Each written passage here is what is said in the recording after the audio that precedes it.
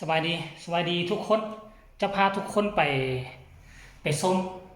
ข้าเจ้ามาอย่างเกาะมาปรับพื้นที่อ้อมรอบบ้านจัดสรรเพื่อกัน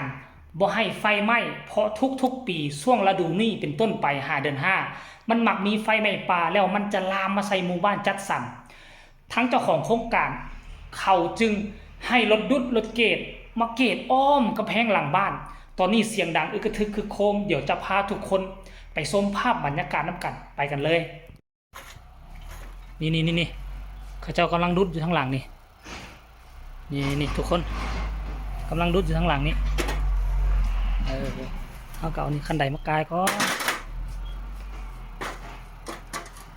นี่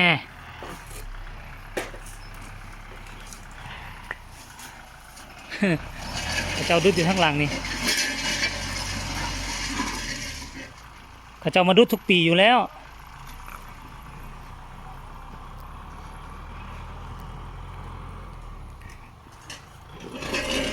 นี่อันนี้เป็นเส้นทางหน้าเฮือนของพวกเขานี่ออกมานี่ทั้งเส้นทางหลังคาดว่าเขาเจ้าดุดแต่ละปีนี่เขาก็ขี่รถไปนี่ได้นี่ไปนี่ได้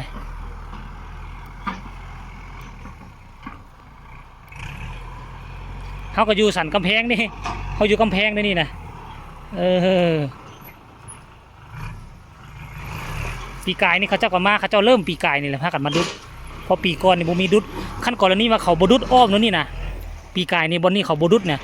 มันจะเป็นต้นไม้ใหญ่จนเต็มทั้งหลังบ้านเขาเลยเต็มเลยอยู่นี่อันนี้เขาดุดแล้วนี่แหละไฟไหม้มันก็ฮอดแถวนั้นมันบ่ข้ามมาพี่มันไหม้ทุกปีแล้วปีกายนี่ก็ไหม้คึบจนได้จับใส่ท่อน้ำเตรียมไว้นี่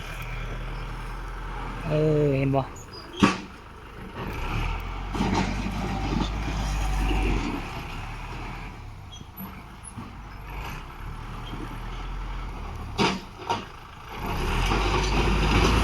เจ้าดุดตั้งแต่ฟังนั่นพุ่นอ้อมมานี่อันนั้นส่วนสาธารณะหมู่บ้านแล้วก็อ้อมมานี่คันว่าเส้นทางนี้สะอาดดีเขาก็ขี่ไปออกนี่มอกว่าแต่ว่าเส้นทางลัดอยู่เบื้องนั้นพุ่นเนาะ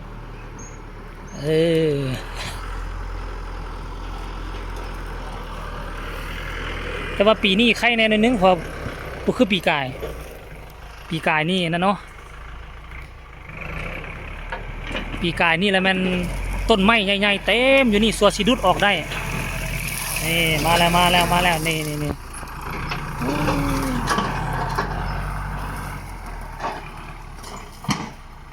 ดุดเรียบไปบนนี้ทุกคนนี่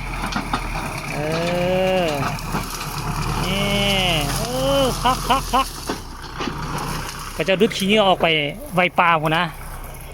ขี้เหงื่อตายแห้งเนาะ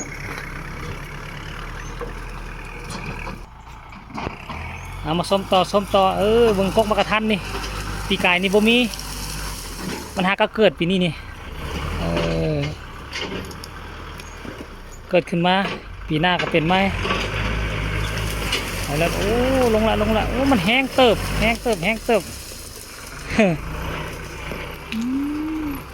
โอเคเอาฝาก